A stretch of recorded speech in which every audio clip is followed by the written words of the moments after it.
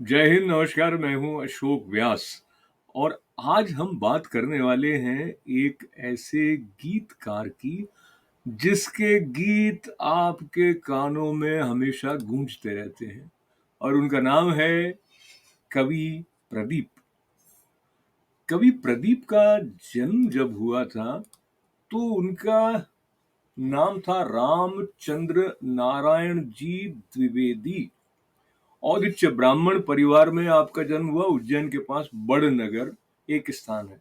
University of Lucknow से पढ़े प्रदीप जी और युवावस्था में ही उनका जो कविता के तरफ रुझान था उससे उत्साहित होकर कुछ स्थितियां ऐसी बनी कि वो बम्बई पहुंच गए और बम्बई में 1939 जब भारत स्वतंत्र नहीं हुआ था तब उनको पहली फिल्म मिली थी जिसका नाम था कंगन। कवि प्रदीप वही हैं जिनका लिखा हुआ वो गीत ऐ मेरे वतन के लोगों जरा आंख में भर लो पानी, जो शहीद हुए हैं उनकी जरा याद करो कुर्बानी। तो ये गीत हमको याद है और हम इसको हर राष्ट्रीय पर्व पर गाते हैं, सुनते हैं।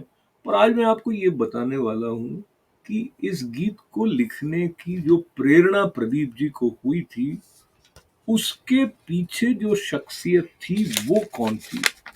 और ये भी संदर्भ है भारत और चीन के बीच हुए युद्ध का और उसमें परमवीर मेजर शैतान सिंह भाटी, बात है 1962 की, वो शहीद हो गए थे। तो उससे प्रभावित होकर ये गीत कवि प्रदीप ने लिखा था। एक जगह वो ये कहते सुने गए एक पत्रकार को राष्ट्र प्रेम की भावना के बारे में कि ये कोई किसी को बना नहीं सकता है। राष्ट्र भक्ति आपके रक्त में होती है और इसको आप प्रकट करके कैसे राष्ट्र की सेवा में नियुक्त करते हैं, प्रयोग में लाते हैं, वो सबके लिए अलग अलग होता है। तो ये जो कवि प्रदीप जी की बात थी उसको लेते हुए कुछ और ऐसे गीत जो हमारी स्मृतियों का हिस्सा ही नहीं है बल्कि लिखे गए लगभग 80 साल पहले या 70 साल पहले, लेकिन हमें ऐसा लगता है जैसे वो कल ही लिखे गए हों। कवि प्रदीप ने कुल 1700 गीत लिखे थे, 72 फिल्मों के लिए उन्होंने गाने लिखे। तो ऐ मेरे वतन के लोगों के अलावा एक गाना है दूर हटो ऐ दुनिया वालों, हिंदुस्तान हमारा है। 1943 में आई थी ये फिल्म किस्मत। आज हिमालय की चोटी से फिर हमने ललकारा है, दूर हटो ऐ दुनिया वालों, हिंदुस्तान हमारा है। नया संसार के गीत उन्होंने लिखे, पुनर्मिलन, झूला, कई फिल्मों के गीत लिखे और कुछ गीत जो आपको याद है उसमें से एक ये भी याद है, चल चल रे नौजवान। तो नौजवान प्रदीप के गीतों को याद करते हुए आज भी चल रहे हैं। लता मंगेशकर ही गाएं ये गीत ऐ मेरे वतन के लोगों, ऐसा जो आग्रह था उसके चलते ये गीत आशा जी से नहीं गवा के और गवाया गया था लता जी से। और आपको वो दृश्य याद होगा जब लता जी ने इस गीत की प्रस्तुति की और भारत के प्रथम प्रधानमंत्री पंडित जवाहरलाल नेहरू जी की आंखों में आंसू आ गए थे। आज भी इस गीत को सुनते हुए कभी कभी ऐसा हो जाता है कि हमारे रोंगटे खड़े हो जाते हैं और कई सुनने वालों की आंखों में आज भी आंसू आ जाते हैं।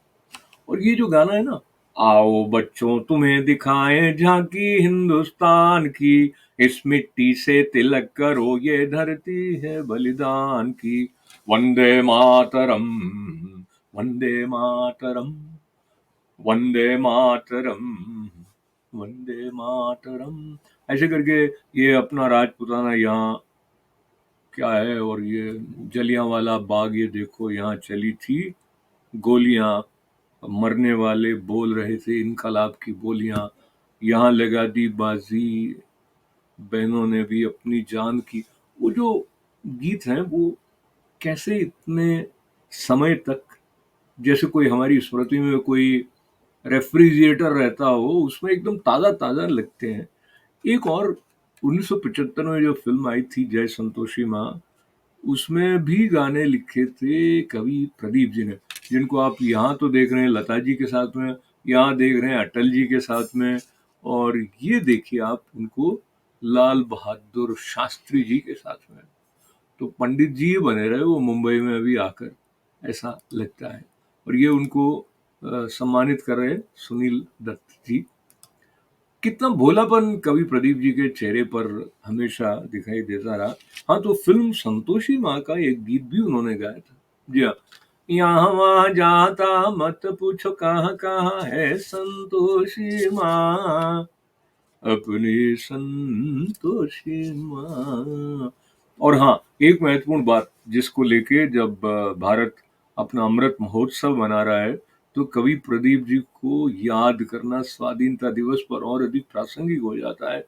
वो ये है कि भारत सरकार ने उनको राष्ट्रीय कवि की उपाधि से सम्मानित किया था।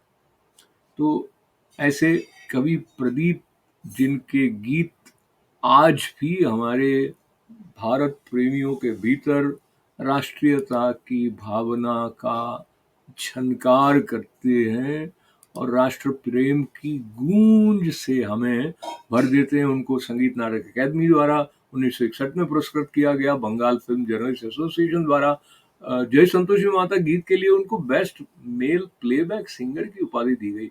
और हाँ, 1997 में 1997 जिस बरस में भारत से अमेरिका आ गया था, उस बरस उनको दादा साहब फाल्के पुरस्कार से सम्मानित किया गया था।